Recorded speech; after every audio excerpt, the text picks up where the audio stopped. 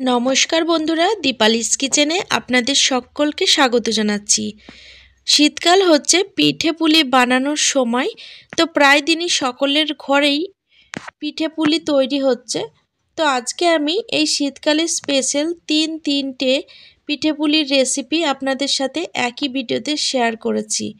তো ভিডিওটি শেষ পর্যন্ত দেখার অনুরোধ রইল। আশা করছি আজকের এই পিঠের রেসিপিগুলো আপনাদের ভীষণ ভালো লাগবে। বন্ধুরা, আমি আজকে পাটিসাপটা, চুষি পিঠে আর পুলি পিঠে এই তিন ধরনের পিঠে পুলির রেসিপি আপনাদের সাথে শেয়ার করেছি, যেটি বানানো যতটা সহজ আর খেতে কিন্তু সকলে ভালোবাসে। তো প্রথমেই আমি পাটিসাপটার রেসিপি আপনাদের সাথে শেয়ার করব। এইভাবে পাটিসাপটা বানালে পাটিসাপটাগুলো একটুও ভেঙে যায় না, কিংবা তাওয়াতেও আটকে যায় না। তাওয়া থেকে খুব সহজেই ছেড়ে যায় আর খুব অনায়াসেই ভাজ করে নেওয়া যায়। বন্ধুরা, আজকে যেভাবে আমি পাটিসাপটা বানিয়েছি, এইভাবে পাটিসাপটা বানালে পাটিসাপটা ঠান্ডা হয়ে যাওয়ার পরেও কিন্তু শক্ত হয় না, একদম নরম তুলতুলে আর সফট হয়ে থাকে। মুখে দেওয়ার সাথেই কিন্তু মিলিয়ে যায়। পাটিসাপটা পিঠেগুলো প্রথমেই আমি বানিয়ে নেব। তার জন্য পাটিসাপটার যে ভেতরের পুর, তো সেই পুরটা তৈরি করে নেব। তার আগে পাটিসাপটা বানানোর জন্য ব্যাটারটা রেডি করে একটি সাইডে রেখে দেব। তাতে ব্যাটারটা একটু রেস্টে থাকবে আর পাটিসাপটাগুলো কিন্তু খুব সুন্দর হবে। তো পাটিসাপটার জন্য ব্যাটার বানাবো, তার জন্য একটি বড় সাইজের পাত্র নিয়েছি আর একটি ছোট বাটি মেপে 2 বাটি মতো চালের গুঁড়ো নিয়েছি। আমি এখানে বাজার থেকে কেনা চালের গুঁড়ো ব্যবহার করছি। আপনারা চাইলে এই চালের গুঁড়োকে অনায়াসে বাড়িতে পিষে নিতে পারেন। তো এখানে 2 বাটি চালের জন্য 1 বাটি ময়দা দিয়ে দিচ্ছি আর হাফ বাটি সুজি দিয়ে দিচ্ছি। পাটিসাপটা বানানোর জন্য পরিমাপগুলো অবশ্যই ঠিক মতো দেবেন বন্ধুরা, তাহলে পাটিসাপটাগুলো ভীষণ ভালো হবে। আর এখানে হাফ বাটি আমি চিনি দিলাম, স্বাদ মতো লবণও দিয়ে দিচ্ছি। এবার এই গুঁড়ো উপকরণগুলো ভালো করে মিশিয়ে নেব। বন্ধুরা, মিষ্টির পরিমাণটা অবশ্যই আপনারা আপনাদের স্বাদ বুঝে বাড়িয়ে কমিয়ে দেবেন। আমি কিন্তু এখানে পাটিসাপটা পিঠেগুলো খুব বেশি মিষ্টি করব না, যার জন্য হাফ বাটি চিনি দিয়েছি। আপনারা বেশি পরিমাণে মিষ্টি পছন্দ করলে বেশি মিষ্টি দিতে পারেন। তো এখানে সমস্ত গুঁড়ো উপকরণ মিশিয়ে নিয়েছি। এবার যে বাটি মেপে সমস্ত উপকরণগুলো নিলাম, সেই বাটিরই 1 বাটি দুধ এর মধ্যে ঢেলে দিচ্ছি আর 1 বাটি জল দিয়ে দিচ্ছি। তবে সব জল একবারে দিয়ে দেব না, অল্প অল্প করে জল দেব আর এইভাবে সুন্দর ব্যাটার তৈরি করে নেব। পাটিসাপটা বানাতে গেলে ব্যাটারটা যতটা সুন্দর হবে, পাটিসাপটা পিঠেগুলো কিন্তু ততটাই খেতেও ভালো হবে আর বানাতেও কিন্তু খুব সুবিধা হবে। তো এখানে আরও একটু জল দিয়ে দিলাম। এবার আবারও ব্যাটারটা খুব ভালো করে মিশিয়ে নেব। তো এখানে দেখতে পাচ্ছেন আরও একটু জল লাগবে মনে হচ্ছে, যার জন্য আমি আরও হাফ বাটি মতো জল দিয়ে খুব ভালো করে ব্যাটারটা গুলে নিয়েছি। তো ব্যাটারের ঘনত্বটা আমি দেখিয়ে যাচ্ছি আপনাদের, দেখুন খুব বেশি কিন্তু পাতলাও হয়ে যায়নি, আবার খুব বেশি ঘনও হয়নি।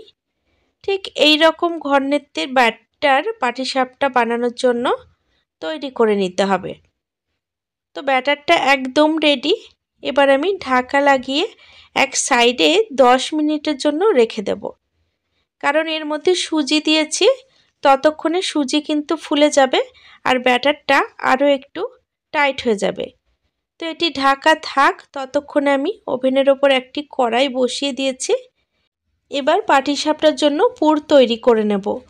তার জন্য 1 বাটি দুধ কড়াইয়ের মধ্যে ঢেলে দিলাম। দুধটা একটু জাল করে নিয়েছি। এবার হাফ বাটি গুড় এই দুধের মধ্যে ঢেলে দিচ্ছি। বন্ধুরা, গরম দুধের সাথে গুড় মেশাতে গেলে অবশ্যই ওভেনটা বন্ধ করে নেবেন। তারপরে কিন্তু গুড় দুধের সাথে খুব ভালো করে মিশিয়ে নিয়ে তারপরে ওভেনটা আবারও জ্বালিয়ে নেবেন। না হলে অনেক সময় গুড় ভালো থাকে না, সেক্ষেত্রে দুধের মধ্যে গুড় দেওয়ার সাথে কিন্তু দুধ ফেটে যায়। তো এখানে আমি দুধের সাথে গুড় দিয়ে খুব ভালো করে জাল করে নিয়েছি।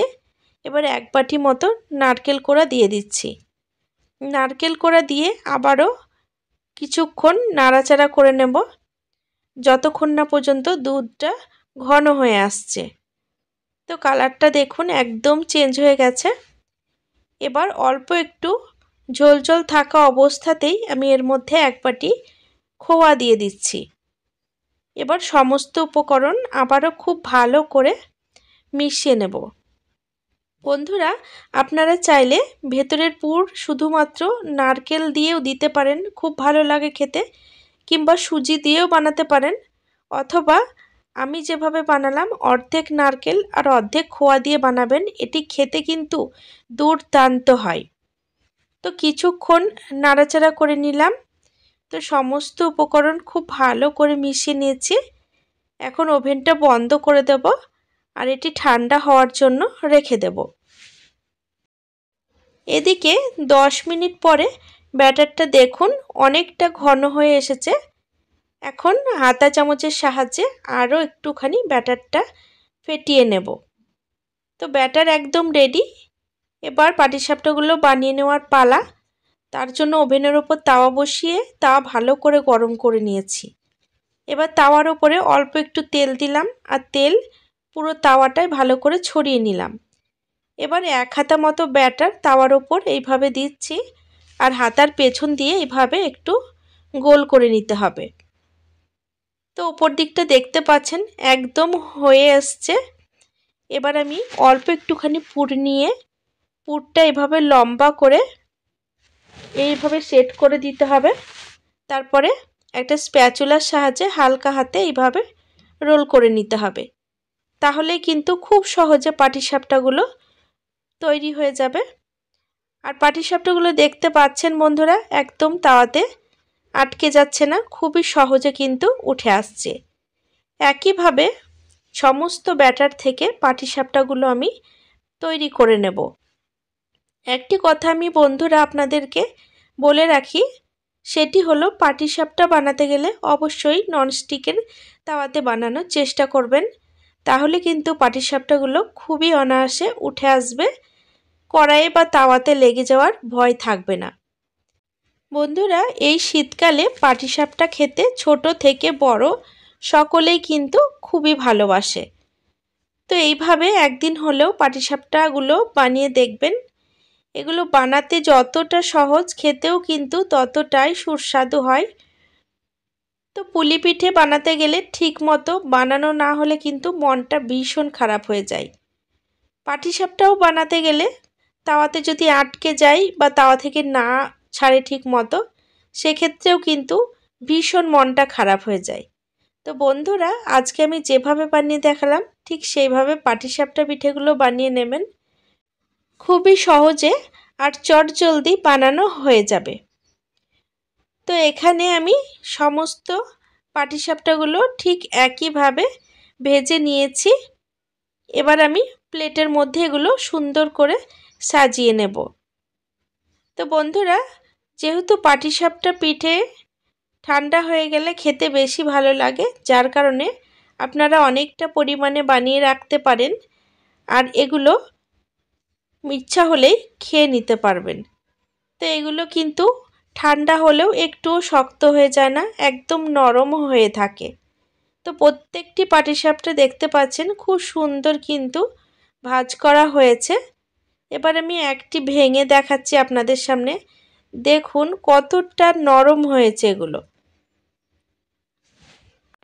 বন্ধুরা, আজকের এই পাটিসাপটা পিঠের রেসিপিটি আপনাদের যদি ভালো লাগে তাহলে অবশ্যই ভিডিওটি আপনাদের নিকটবর্তী আত্মীয়স্বজন বন্ধু বান্ধবদের সাথে শেয়ার করে নেবেন। আর এই রকমভাবে পাটিসাপটা বাড়িতে বানালে নিমেষের মধ্যেই কিন্তু শেষ হয়ে যাবে। তো এই গেল পাটিসাপটা পিঠের রেসিপি। এবার আমি আপনাদের সামনে দ্বিতীয় পিঠেটা বানিয়ে দেখাবো। সেটি হলো চুষি পিঠের রেসিপি। চুষি পিঠে বানানোর জন্য প্রথমেই ওভেনের ওপর কড়াই বসিয়ে নিয়েছি। এবার একটি ছোট বাটি মেপে 4 বাটি মতো জল দিয়ে দিলাম। জল হালকা গরম হয়ে এসেছে। এখন আমি এর মধ্যে স্বাদ মতো লবণ দিয়ে দিচ্ছি আর 1 চামচ মতো ঘি দিয়ে দিচ্ছি। এবার এই জলের সাথে লবণ আর ঘি খুব ভালো করে মিশিয়ে নিতে হবে। তো বন্ধুরা, এই লবণ আর ঘিটা জলের মধ্যে অবশ্যই দেবেন, তাহলে পিঠেগুলোও কিন্তু একদম নরম হয়ে থাকবে আর খেতেও কিন্তু খুব ভালো লাগবে। তো এখানে জলটা হালকা ফুটতে শুরু করেছে, এখন আমি চালের গুঁড়ো দিয়ে দেব। তো এখানে আমি যে পাত্র মেপে জল নিয়েছিলাম সেই পাত্র মেপে 2 বাটি চালের গুঁড়ো দিয়ে দিচ্ছি। বন্ধুরা, এখানে আমি বাজারে কেনা চালের গুঁড়ো ব্যবহার করেছি, আপনারা চাইলে চালের গুঁড়োগুলো বাড়িতেও তৈরি করে নিতে পারেন। সেক্ষেত্রে চাল আগে থেকে ভিজিয়ে রাখতে হবে, তারপরে জল ঝরে গেলে মিক্সিতে সুন্দর করে পিষিয়ে গুঁড়ো করে নিতে হবে, তাহলে কিন্তু চালের গুঁড়ো তৈরি হয়ে যাবে। আর সেগুলো দিয়ে পিঠে বানালেও পিঠে কিন্তু খুব সুন্দর হয়। তো এখানে জলের সাথে চালের গুঁড়ো খুব ভালো করে মিশিয়ে নিয়েছি। এবার ঢাকা লাগিয়ে 5 মিনিট মতো রেখে দেব, তাতে সমস্ত উপকরণ খুব ভালো মতো সেদ্ধ হয়ে যাবে আর কিছুটা ঠান্ডাও হয়ে যাবে। তো 5 মিনিট পর ঢাকাটা তুলে নিচ্ছি, আর এটি একদম ঠান্ডা হয়নি, হালকা গরম রয়ে গেছে। এবার আমি এটিকে একটি থালায় ঢেলে নেব আর সুন্দর করে মেখে নিতে হবে। তো আমরা আটা যেভাবে মাখি ঠিক সেইভাবে কিন্তু এগুলোকে মেখে নিতে হবে। তবে এর মধ্যে অল্প একটু চালের গুঁড়ো দিয়ে দিচ্ছি, কারণ এটি একদম নরম লাগছিল। তো আপনারা এইভাবে মাখার সময় যদি একটু নরম লাগে, সেক্ষেত্রে অল্প অল্প চালের গুঁড়ো দিয়ে সুন্দরভাবে মেখে নেবেন। আর এটি অবশ্যই হালকা গরম থাকা অবস্থাতেই মেখে নিতে হবে, ঠান্ডা হয়ে গেলে কিন্তু মাখতে গেলে চালের গুঁড়োটা অত সুন্দর করে মাখা হবে না। তো এখানে খুব সুন্দর করে মেখে নিয়েছি আর একটি ডো তৈরি করে নিয়েছি। তো বন্ধুরা, চুষি পিঠে বানাতে গেলে চুষি কাটতে অনেকটা সময় লেগে যায়, তবে একটু সময় নিয়ে চুষিগুলো কাটতে পারলে এর স্বাদ কিন্তু অতুলনীয় হয়। এখন এই ডো থেকে ছোট ছোট করে লেচি কেটে নিচ্ছি, আর এই লেচি থেকে ছোট ছোট বলের মতো কেটে নিচ্ছি, তারপরে এগুলো থেকে চুষি কেটে নেব। আপনারা চাইলে একটি পিঁড়ের ওপর রেখে সুন্দর করে চুষিগুলো কেটে নিতে পারেন। তবে বন্ধুরা, আমার যেরকমভাবে সুবিধা হয় আমি কিন্তু সেইভাবেই চুষিগুলো কেটে আপনাদের দেখাচ্ছি, আপনারা আপনাদের সুবিধা মতো চুষিগুলো কেটে নেবেন। তো আমি একটি থালা নিয়েছি, আর এই থালার ওপর অল্প একটু চালের গুঁড়ো দিয়ে দিচ্ছি। এবার এগুলো হাত দিয়ে হালকা হাতে এইভাবে ডলা দিয়ে কিন্তু সুন্দর করে চুষিগুলো কেটে নেব।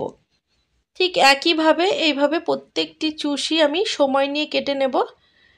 তবে চুষি কাটার পরে এগুলোর ওপর হালকা করে কিন্তু চালের গুঁড়ো অবশ্যই ছড়িয়ে দেবেন, না হলে কিন্তু চুষি পিঠেগুলো একে অপরের সাথে লেগে যাবে আর সমস্ত পরিশ্রম কিন্তু নষ্ট হয়ে যাবে, আর পিঠেগুলো কিন্তু একদমই ভালো হবে না। তো এখানে আমি আপনাদের দেখাচ্ছি, দেখুন একদম পাতলা পাতলা করে কেটে নিয়েছি, আর দেখতেও কতটা সুন্দর হয়েছে। আপনারা চাইলে একটু মোটা মোটা করেও কেটে নিতে পারেন। এবার আমি এর ওপর থেকে শুকনো চালের গুঁড়ো ছড়িয়ে দিলাম। ঠিক একইভাবে আমি সমস্ত চুষিগুলো কেটে নিয়েছি, দেখুন কতটা ঝুরঝুরে হয়েছে, একটাও কিন্তু অপরের গায়ে লেগে যায়নি। বন্ধুরা, আজকের ভিডিওটি আপনাদের যদি ভালো লাগে তাহলে অবশ্যই একটি লাইক করে দেওয়ার অনুরোধ রইল, কারণ আপনাদের একটি লাইক আমার কাছে অনেক বেশি মূল্যবান। এবার এই চুষি পিঠেগুলো রান্না করে নেওয়ার পালা। তার জন্য ওভেনের ওপর কড়াই বসিয়ে প্রায় 1 লিটার মতো দুধ দিয়ে দিলাম। দুধ আমি আগে থেকে খুব ভালো করে জাল করে নিয়েছিলাম, যাতে চুষি পিঠে বানানোর সময় একটু কম সময় লাগে। এখন দুধে আরও 2-3 বার বলক তুলে জাল করে নেব। তো দেখুন দুধ খুব ভালো মতো ফুটতে শুরু করেছে, আর 2 থেকে 3 বার বলকও উঠে গেছে। এখন আমি সুন্দর একটি ফ্লেভারের জন্য এর মধ্যে 3 থেকে 4টি এলাচ দানা দিয়ে দিচ্ছি। আপনারা চাইলে এখানে এলাচের গুঁড়োও ব্যবহার করতে পারেন। বন্ধুরা, আজকের ভিডিওটি আপনারা কে কোথা থেকে দেখছেন সেটি কমেন্ট বক্সে অবশ্যই লিখে জানাবেন, তাহলে আমি আপনাদের সকলকে ধন্যবাদ জানানোর সুযোগ পাব। তো এখানে দুধ খুব ভালো করে জাল করে নিয়েছি আর ওভেনটা অফ করে দিয়েছি। তারপরে 1 বাটি পাটালি গুড় আমি দুধের মধ্যে দিয়ে দিচ্ছি। এখন এই গুড় দুধের সাথে খুব ভালো করে মিশিয়ে নেব। বন্ধুরা, আপনারাও যদি গুড় দিয়ে পিঠে বানাতে যান সেক্ষেত্রে গুড় দেওয়ার আগে অবশ্যই ওভেনটা অফ করে দেবেন। তারপরে কিন্তু গুড়টা মিশিয়ে নেবেন, না হলে অনেক সময় দুধের মধ্যে গুড় দেওয়ার সাথে সাথে দুধ কেটে যায়, সেক্ষেত্রে পিঠেগুলো একদমই ভালো হবে না। এখানে দুধের সাথে গুড় ভালো করে মিশিয়ে নিয়েছি, তারপরে ওভেনটা কিন্তু অন করে দিয়েছি। এখন যে চুষিগুলো কেটে রেখেছিলাম সেই চুষিগুলোও কিন্তু দুধে ঢেলে দিলাম। তো কিছুক্ষণ জাল করে নেওয়ার পরে দেখতে পাচ্ছেন চুষিগুলো কিন্তু হালকা দুধের ওপর ভাসতে শুরু করেছে। তো এই দেখেই কিন্তু বোঝা যায় বন্ধুরা যে পিঠেগুলো সেদ্ধ হয়েছে কিনা। তো প্রত্যেকটি চুষি দেখুন দুধের ওপর ভেসে উঠেছে, এর মানে কিন্তু চুষি পিঠেগুলো একদম সেদ্ধ হয়ে গেছে। এখন অনেকটা পরিমাণে দুধ রয়ে গেছে, দেখুন আমি আরও একটু কম করে নেব। বেশি কিন্তু কম করব না, ঝোলঝোলি রাখবো, কারণ পিঠে ঠান্ডা হয়ে যাওয়ার পর একদম টেনে নেয়। তো বন্ধুরা, এইভাবে চুষি পিঠে কিন্তু খুবই সহজে বাড়িতে বানিয়ে নিতে পারেন। দেখুন ঠান্ডা হয়ে যাওয়ার পর কতটা জমে গেছে, এটি খেতে কিন্তু অসাধারণ লাগে বন্ধুরা। এবার আমি দ্বিতীয় যে পিঠের রেসিপিটি আপনাদের সাথে শেয়ার করব সেটি হলো দুধ পুলির রেসিপি। বন্ধুরা, দুধ পুলি পিঠে বানালে কিন্তু ঠান্ডা হয়ে যাওয়ার পরে অনেকটা শক্ত হয়ে যায়। তো আজকে আমি যে পদ্ধতিতে বানাবো এই পদ্ধতিতে একদিন হলেও বানিয়ে দেখবেন, ঠান্ডা হয়ে যাওয়ার পরেও একটুও শক্ত হবে না, একদম নরম আর সফট হয়ে থাকবে। প্রথমেই দুধ পুলি বানানোর জন্য যে কাজটি করতে হবে সেটি হলো ভেতরের পুরটা তৈরি করে নিতে হবে। তার জন্য আমি ওভেনের ওপর কড়াই বসিয়ে দিয়েছি। এবার আমি এখানে 1টি নারকেল কুড়ে নিয়েছি। তো 1টি নারকেল কোড়া আমি কড়াইয়ের মধ্যে ঢেলে দিলাম, আর এখানে 1 বাটির থেকে অল্প একটু কম পাটালি গুড় দিয়ে দিচ্ছি। এবার খুব ভালো করে 4 থেকে 5 মিনিট নাড়াচাড়া করে নিতে হবে। বন্ধুরা, মিষ্টির পরিমাণ অবশ্যই আপনারা আপনাদের স্বাদ বুঝে বাড়িয়ে কমিয়ে দেবেন। তো এখানে কিছুক্ষণ নাড়াচাড়া করার পরে দেখুন কালারটা একদম চেঞ্জ হয়ে গেছে। এখন সময় নিয়ে আরও কিছুক্ষণ রান্না করে নিয়েছি, আর এটি একদম রেডি হয়ে গেছে। আমি কিন্তু এটিকে আর বেশি টাইট করব না। তো দেখুন এগুলো একদম ঝুরঝুরে রয়ে গেছে। এবার কিন্তু এগুলোকে নামিয়ে ঠান্ডা করে নেব। এটি ঠান্ডা হোক ততক্ষণে ওভেনের ওপর আমি কড়াইটা আবারও বসিয়ে দিয়েছি, আর একটি ছোট বাটি মেপে 2 বাটি মতো জল কড়াইয়ের মধ্যে দিয়ে দিলাম। জল হালকা গরম হয়ে গেছে। এবার স্বাদমতো লবণ জলের মধ্যে দিয়ে খুব ভালো করে মিশিয়ে নিয়েছি। এবার 2 বাটি জলের জন্য আমি এখানে 2 বাটি চালের গুঁড়ো দিয়ে দিচ্ছি। আপনারা চাইলে এই চালের গুঁড়োর সাথে অল্প একটু আটা কিংবা ময়দাও মিক্সড করতে পারেন, কিংবা সুজিও দিতে পারেন। এবার এগুলোকে খুব ভালো করে মিশিয়ে নিতে হবে। বন্ধুরা, ভিডিওটি যদি ভালো লাগে অবশ্যই আমার সাথে থাকবেন, আর আমার সাথে থাকার জন্য চ্যানেল সাবস্ক্রাইব করে পাশে থাকা বেল নোটিফিকেশনটা অবশ্যই অন করে রাখবেন। তাতে পরবর্তীকালে আমি যখনই নতুন ভিডিওর আপলোড দেবো তার নোটিফিকেশন আপনারা সবার আগে পেয়ে যাবেন, আর ভিডিওগুলোও আপনারা আপনাদের সময় সুযোগ বুঝে দেখে নিতে পারবেন। তো জলের সাথে চালের গুঁড়ো খুব ভালো করে মিশিয়ে নিয়েছি। এবার 5 মিনিট মতো ঢাকা দিয়ে রেখেছিলাম। এখন 5 মিনিট পর ঢাকাটা তুলে নিচ্ছি। এখন একটি থালার মধ্যে নামিয়ে নেব। এগুলো কিন্তু হালকা গরম রয়ে গেছে বন্ধুরা। এখন এই হালকা গরম থাকা অবস্থাতেই সুন্দর করে মেখে নিতে হবে। আমরা যেরকম রুটি বানানোর সময় আটা মাখি ঠিক সেইভাবে কিন্তু সুন্দর করে এই আটাটাকে মেখে নিতে হবে। তো দেখুন খুব ভালো মতো মেখে নিয়েছি, আর একটি ডো তৈরি করে নিয়েছি। বন্ধুরা, এই শীতকালে এইভাবে পিঠে পুলি বানিয়ে অবশ্যই বাড়ির লোকজনদের খাওয়াবেন। আশা করছি সকলেই কিন্তু ভীষণ ভীষণ পছন্দ করবে। এবার এই ডো থেকে ছোট ছোট করে লেচি কেটে নেব, আর সুন্দর করে পুলিগুলো বানিয়ে নেব। তার জন্য আমি এখানে বেশ বড় করে লেচি কেটে নিলাম দেখুন, কারণ আমি পুলিগুলো বড় বড় করে বানাবো। আপনারা ছোট করে বানাতে চাইলে সেক্ষেত্রে ছোট করে লেচি কেটে নিতে পারেন। তো প্রথমেই এই লেচিগুলোকে হাত দিয়ে সুন্দর করে গোল করে নিলাম। এখন একটি বাটির মতো আকারে তৈরি করে নিতে হবে। তো এইভাবে ঠিক বাটির মতো বানিয়ে নিয়েছি দেখুন। এবার আমি আগে যে পুর তৈরি করে রাখলাম সেই পুর এর ভেতরে দিয়ে দেব, আর মুখটা সুন্দর করে বন্ধ করে দেব। মুখটা খুব ভালো করে অবশ্যই বন্ধ করতে হবে বন্ধুরা, নাহলে রান্না করার সময় ফেটে যেতে পারে আর ভেতর থেকে সব পুর বেরিয়ে যেতে পারে। বন্ধুরা আজকে কিন্তু আমি তিনটে পিঠেপুলির রেসিপি আপনাদের সাথে শেয়ার করলাম, আর এই তিনটে পিঠেপুলি কিন্তু সবার পছন্দের পিঠেপুলি। তো এগুলোকে আমি একটি সুন্দর ডিজাইন করে নেওয়ার জন্য এইভাবে হাত দিয়ে মাঝে মাঝে হালকা একটু প্রেস করতেই সুন্দর করে ডিজাইন তৈরি হয়ে গেল। আপনারা আপনাদের ইচ্ছে মতো ডিজাইনে তৈরি করে নিতে পারেন। ঠিক একইভাবে বাকি পুলিগুলোও কিন্তু আমি তৈরি করে নেব। ভিডিওটি দেখতে যদি কোনো নতুন বন্ধু এসে থাকেন তাহলে অবশ্যই অনুরোধ রইল চ্যানেলটিকে সাবস্ক্রাইব করে রাখবেন, আর পাশে থাকা বেল নোটিফিকেশনটা অন করে রাখতে কিন্তু ভুলবেন না। তাতে পরবর্তী ভিডিওর নোটিফিকেশনগুলো আপনারা সবার আগে পেয়ে যাবেন, আর ভিডিওগুলোও কিন্তু সবার আগে দেখতে পাবেন। বন্ধুরা আগামী দিনেও আমি কিন্তু আরও নিত্য নতুন রান্নার ভিডিও আপনাদের সাথে শেয়ার করব। তো এখানে পুলিগুলো বানিয়ে নিয়েছি আর হাত দিয়ে সুন্দর করে ডিজাইনও করে নিচ্ছি বন্ধুরা।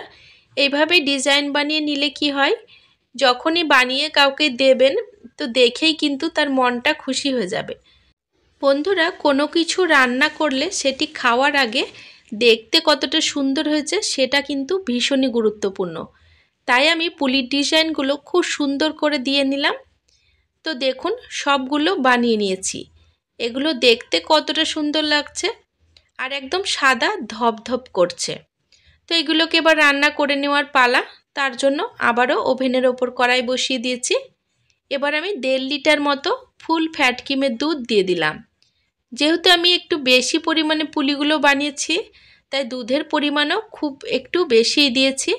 আপনারা কতটা পরিমাণে পুলি পিঠে বানাবেন সেই আন্দাজ বুঝে কিন্তু দুধ দেবেন। তবে দুধের পরিমাণ বেশি দিলে দুধ ঘন করে রান্না করলে খেতে কিন্তু ভীষণ টেস্টি হয়। তো দুধ কিন্তু 2 থেকে 3 বার বলক তুলে জাল করে নিয়েছি। এবার 4 থেকে 5টা এলাচের দানা দিয়ে দিলাম। তারপরে দুধটা দেখতে পাচ্ছেন কিছুক্ষণ জাল দিয়ে নেওয়ার পরে অনেকটা কম হয়ে এসেছে। এবার আমি হাফ বাটির থেকে একটু বেশি চিনি এর মধ্যে দিয়ে দিচ্ছি। তো চিনি দিয়ে আবারও 2 থেকে 3 বার বলক তুলে জাল করে নেব। এখানে কিন্তু দুধ একদম রেডি করে নিয়েছি। এবার পুলি পিঠেগুলো একটা একটা করে দুধের মধ্যে দিয়ে দিচ্ছি। বন্ধুরা এই পুলি পিঠে রান্না করার সময় অবশ্যই দুধের পরিমাণ একটু বেশি দিয়ে রান্না করার চেষ্টা করবেন, আর একটু ঝোল ঝোল থাকা অবস্থাতে নামিয়ে নেওয়ার চেষ্টা করবেন। কারণ পুলি পিঠেগুলো ঠান্ডা হওয়ার পরে একদম টেনে নেয়। কিছুক্ষণ রান্না করার পর পুলি পিঠেগুলো দুধের ওপর ভাসতে শুরু করেছে দেখুন। এবার আমি একবার হালকা হাতে নাড়িয়ে দিচ্ছি। অবশ্যই মাঝে মাঝে নাড়িয়ে দিতে হবে, খেয়াল রাখতে হবে কড়ার নিচে যাতে লেগে না যায়। তো এগুলো সেদ্ধ হয়েছে কিনা কিভাবে বুঝবেন, তো সেটা বোঝারও কিন্তু একটি টেকনিক আছে বন্ধুরা। সেটি হলো দুধের সাথে ফোটানোর সময় যখনই পুলি পিঠেগুলো দুধের ওপর ভাসতে শুরু করবে তো সেটি দেখেই কিন্তু বোঝা যাবে এগুলো সম্পূর্ণভাবে সেদ্ধ হয়ে গেছে। তো এখানে আমি 1 বাটি থেকে কিছুটা কম চিনি দিয়েছিলাম, আর 1 বাটির থেকে কিছুটা কম পাটালি গুঁড়ো দিয়ে দিচ্ছি। তবে আবারও আমি আপনাদের বলে রাখি যে গুড় দেওয়ার আগে অবশ্যই আমি গ্যাসটা বন্ধ করে নিলাম, দেখতে পেলেন। তারপরে গুড়টা খুব ভালো করে দুধের সাথে মিশিয়ে নেব। তারপরে কিন্তু আমি ওভেনটা আবারও অন করে নেব। বন্ধুরা দুধের মধ্যে গুড় দেওয়ার আগে অবশ্যই এই টিপসটা ফলো করবেন, তাহলে গরম দুধ কিন্তু কোনো দিনও গুড় দিলে ফাটবে না। তো এখানে অনেকটা ঘন হয়ে এসেছে দেখতে পাচ্ছেন। আমি কিন্তু এগুলোকে আর বেশি ঘন করব না, এইভাবেই নামিয়ে নেব। তো এই শীতকালে পাটালি গুড় বা খেজুরের গুড় দিয়ে যদি এই রকমভাবে দুধ পুলি পিঠে বানান, তাহলে কিন্তু ভাত, রুটি, পরোটা সব কিছু ছেড়ে শুধু এই দুধ পুলিই খেতে ইচ্ছা করবে। এগুলো খেতে এতটাই টেস্টি হয়। তো গরম গরম কিন্তু আমি প্লেটে পরিবেশনও করে দিচ্ছি। বন্ধুরা, আজকের এই পিঠে পুলির রেসিপির ভিডিওটি কেমন লাগলো সেটি কমেন্ট বক্সে অবশ্যই জানাবেন।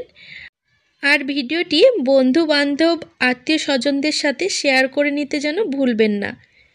একটি পুলি পিঠে আমি কেটে দেখাচ্ছি আপনাদের, দেখুন কতটা নরম হয়েছে। তো বন্ধুরা, এইভাবে একদিন হলেও পিঠেগুলো বাড়িতে বানিয়ে দেখবেন। আশা করছি ছোট বড় সকলে ভীষণ পছন্দ করবে।